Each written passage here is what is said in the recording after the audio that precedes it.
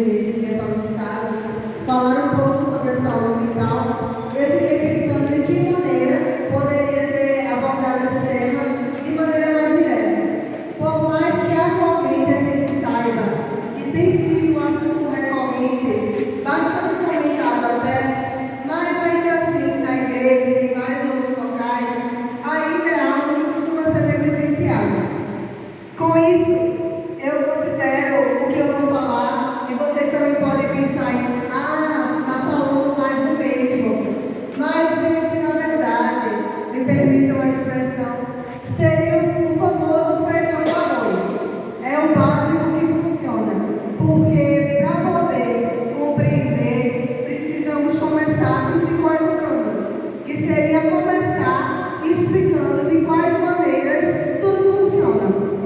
Eu vou estar com o celular aqui só para não ficar olhando muito lá para cima, mas vocês podem acompanhar tranquilamente.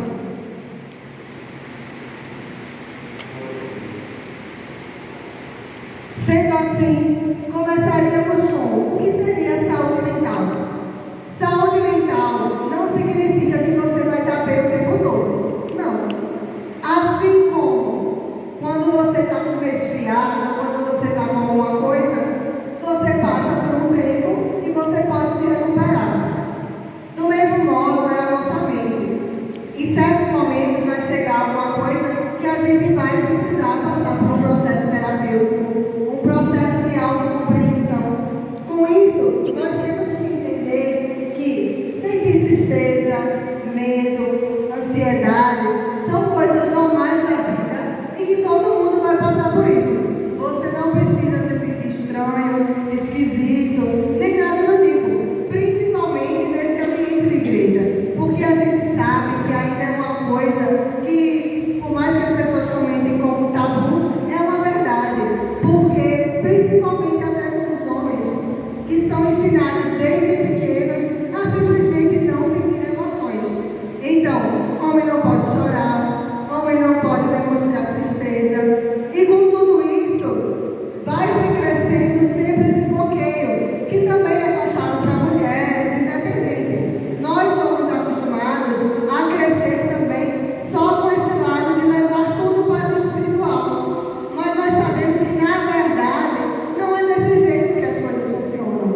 Só Deus foi o único que foi onipresente, onisciente e onipotente. Nós sentimos todas as coisas e temos que nos permitir sentir. Dito isso, por que os jovens estão adoecendo emocionalmente? É realmente um fato muito curioso. Porque assim, nessa idade que nós estamos, seja dos 15 até os 35 anos, ou até um pouco mais, né, que temos aqui em diversas idades, sabemos que o início de tudo seria a adolescência. Quando somos crianças, também passamos por vários processos. Mas quando nós chegamos realmente a compreender um pouco do que nós estamos sentindo, é na adolescência. E como é que se inicia? Com as revoltas, você não consegue entender o que está sentindo. Então chega em momentos que você vai muito de encontro com outras pessoas e até com você mesmo. E com o passar do tempo, isso vai se modificando. Na realidade, o nosso cérebro mesmo, ele só começa a se realmente desenvolver, no caso, o lobo frontal, que é essa parte da frente da nossa cabeça, ela começa a se concretizar a partir dos 25 anos. Isso significa que até lá, nós temos muito como reagir impulsivamente. E que é isso que nós muitas vezes passamos. Nós tomamos atitudes muito precipitadas, nós temos aqueles ritos com pensamentos intrusivos. Então, assim, durante essa fase, é comum que isso aconteça.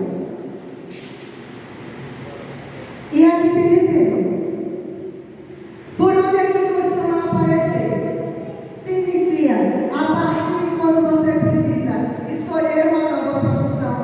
Isso já é algo que vem de encontro com as nossas emoções, porque além de nós mesmos, tem a cobrança da sociedade, dos familiares, dos amigos, e tudo isso sempre vai gerando conflitos com nós mesmos.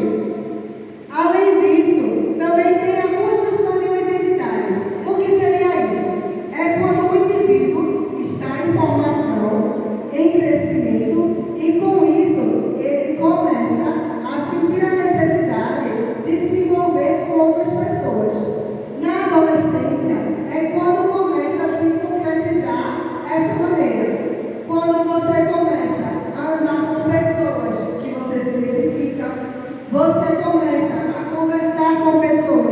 que falam da mesma coisa que você, mas do mesmo modo, nós sabemos que também tem pessoas que não têm essa mesma habilidade social.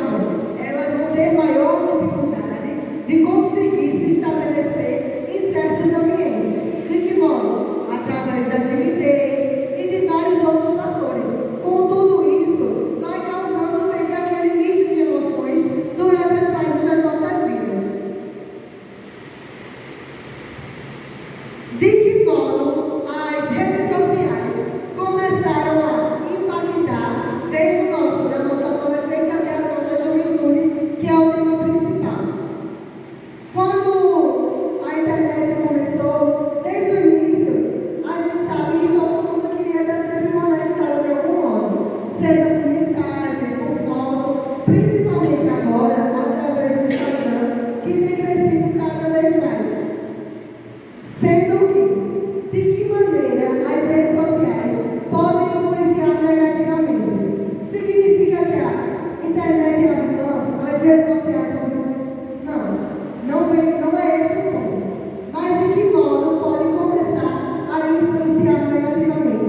Um dos primeiros pontos seria o quê? A comparação. A comparação constante. Isso seja no físico, na carreira profissional. Você pode chegar e olhar outra pessoa que às vezes até cresceu com você. E você pensa, poxa, fulano está muito bem. A gente cresceu na mesma rua. Isso é inveja? Não necessariamente. Às vezes é simplesmente a sua autocobrança. Porque nós temos esse mecanismo de defesa. De sempre querer. Melhor assim, né, fica melhor se eu falar desse jeito. Vocês conseguem entender melhor? Enfim. Com essa questão da autocobrança, você começa a se cobrar mais por conta da vida de outras pessoas que cresceram com você, que você vê nas suas redes sociais até que você não conhece. Homens, por exemplo, nessa época de Copa do Mundo, que a gente viu muita gente comentando, poxa, fulaninho tem 17 anos de idade, já está numa Copa do Mundo. Eu, no auge dos meus 21 anos, ainda não consegui nenhum trabalho. E isso é uma realidade na vida de muitas pessoas. Para umas que têm uma vida consideravelmente melhor, pode ser besteira, mas para outros é um motivo de constante aflição, porque eles se veem presos sempre nesse limbo de estar. Porque eu não consigo e outros conseguem. O que é que tem de diferente em mim? Será que eu sou pior que eles? Será que eu não consigo? Será que eu não mereço?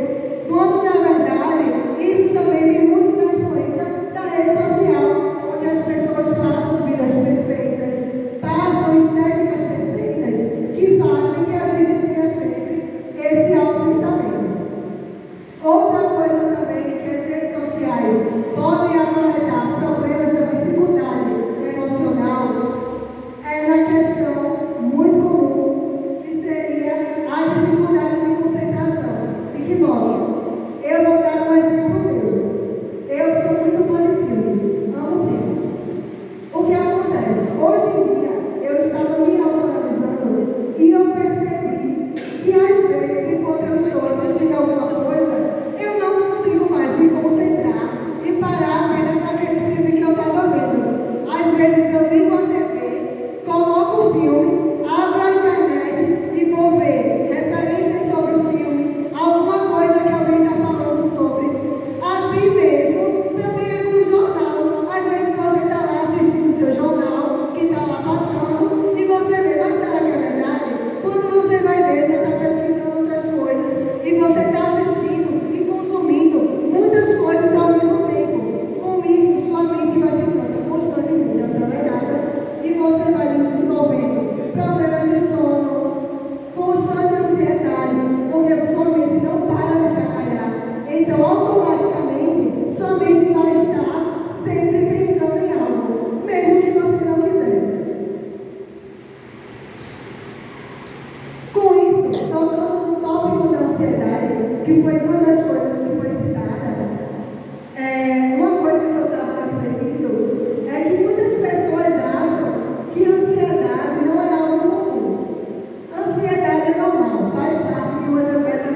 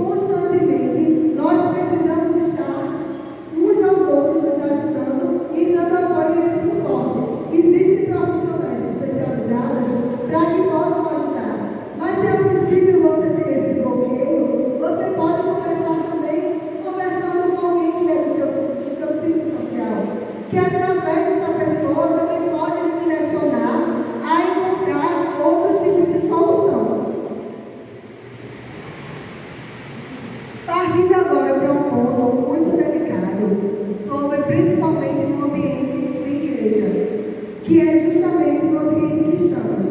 Nós sabemos que situações como depressão, suicídio, é um dos maiores tabus no nosso meio. Como tem inúmeros casos que ocorreram, e até recentes, que eu não vou chegar a citar, mas muitos ficaram sabendo de situações em que pessoas das nossas igrejas chegam a cometer certas situações como na sua própria vida, e ainda assim acabam vendo que as pessoas antes vinham sendo negligenciadas de algum modo.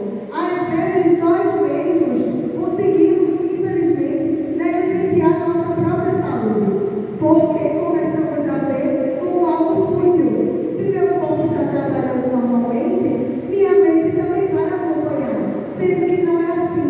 Muitas vezes a gente vai levando com a barriga, vai empurrando, e quando percebe, a gente simplesmente explode. Isso no ambiente de trabalho. Quantas vezes a gente não vê alguém que um dia diz que ai, fulano hoje está insuportável, mas será que por quê? O que aconteceu para fulano estar desse jeito?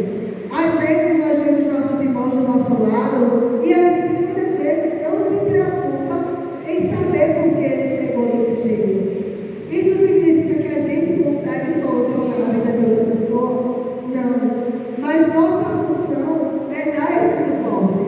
É para justamente conseguir acolher o máximo de pessoas que estão ao nosso redor, trazendo para a realidade cristã, que é o nosso ambiente. Nossa função é acolher e salvar vidas. Salvar vidas vai além de pregar o evangelho. É você depositar confiança em alguém. É você ajudar seu próximo da maneira que ele estiver precisando no momento. Às vezes com palavras de apoio, às vezes com o suporte, com o direcionamento. E é isso que nós devemos sempre fazer uns pelos outros.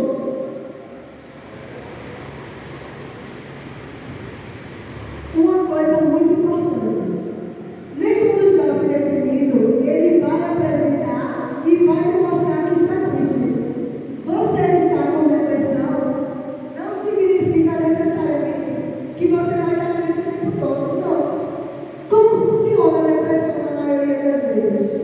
Às vezes a depressão ela se começa a se apresentar em situações simples do dia a dia que a pessoa antes conseguia realizar e depois não consegue mais. Por exemplo, quantas pessoas não começam relatando que não conseguiam mais levantar e pentear o cabelo, o que para a gente é uma atividade comum a ser realizada em todos os momentos. A ser realizada em todos os momentos, mas ainda assim, essas pessoas chegam a um ponto que não conseguem mais fazer, por mais simples que pareça. É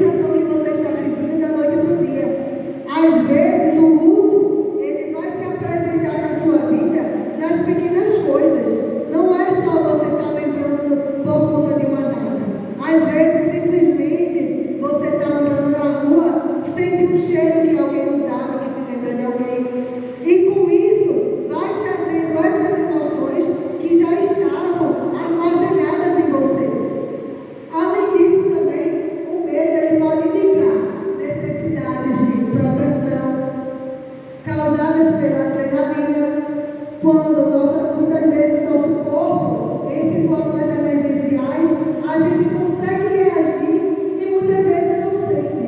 Quando passa a adrenalina, a gente percebe, me cortei. Passou correndo debaixo de alguma coisa nesse sentido. Por quê? Justamente temos esses mecanismos de defesa para que possamos lidar melhor com cada uma das nossas situações.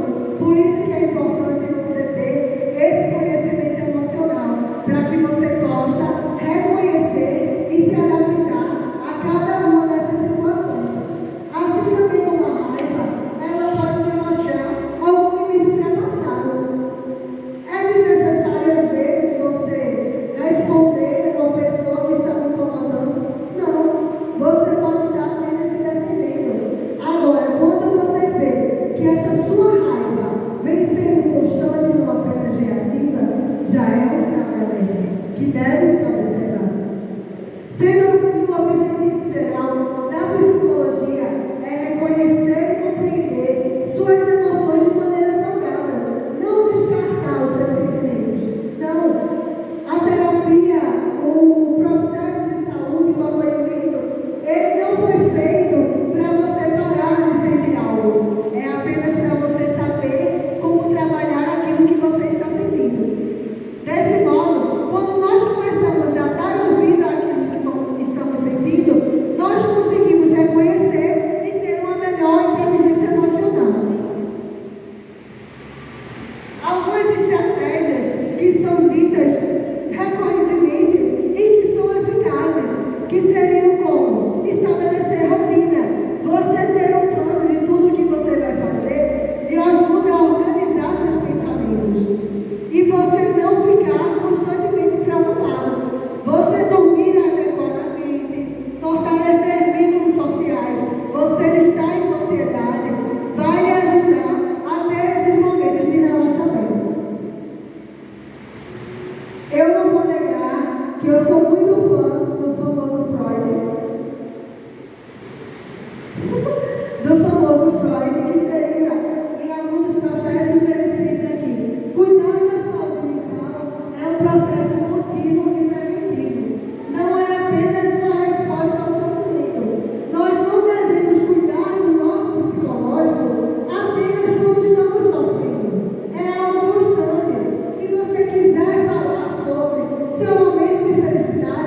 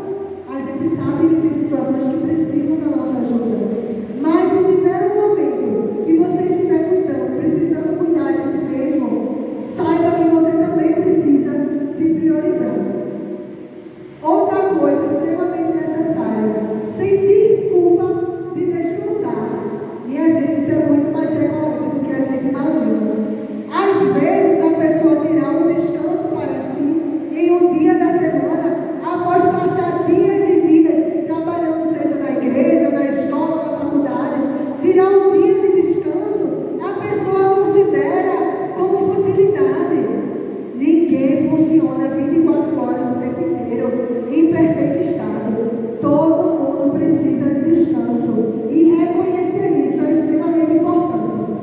Acreditar que precisa estar disponível o tempo todo. Nem sempre você vai ter como cumprir com todas as suas necessidades. Às vezes você vai precisar e não vai conseguir. Vai ter o sentimento de culpa? Vai. Mas você precisava daquilo. Sentir culpa também faz parte das emoções.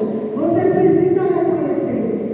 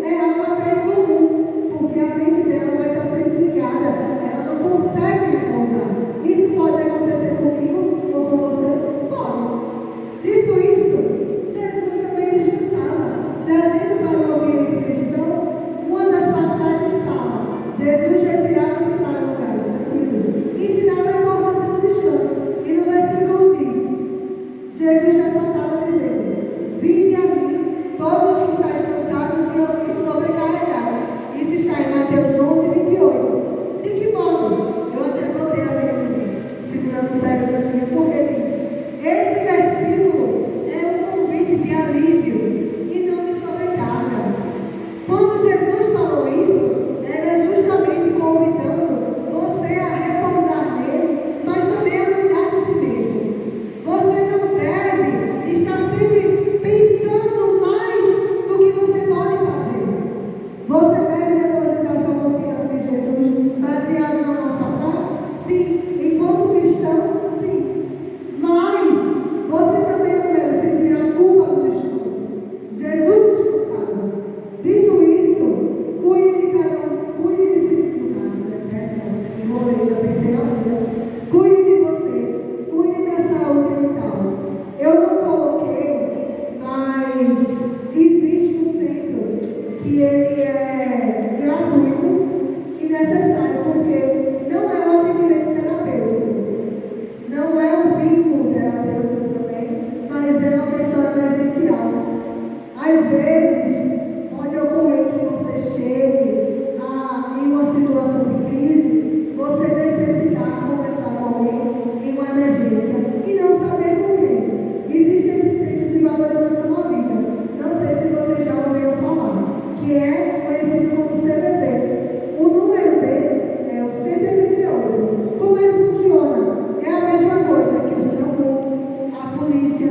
Você vai ligar e ali você vai contar aquilo que você está precisando. Seja no pensamento que você esteja tendo, ali você vai conseguir falar sobre isso e vai lhe ajudar.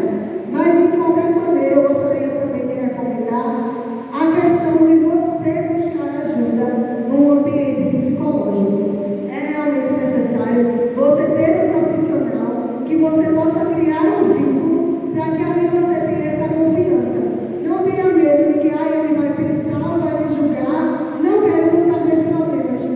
Mas aquela pessoa vai estar ali apenas para lhe ouvir. A função do psicólogo não é lhe dar conselho, não é opinar na sua vida. O ambiente terapêutico é um ambiente de escuta. Então, tudo que você quiser passar ali, você pode. Se você quiser falar que teve um dia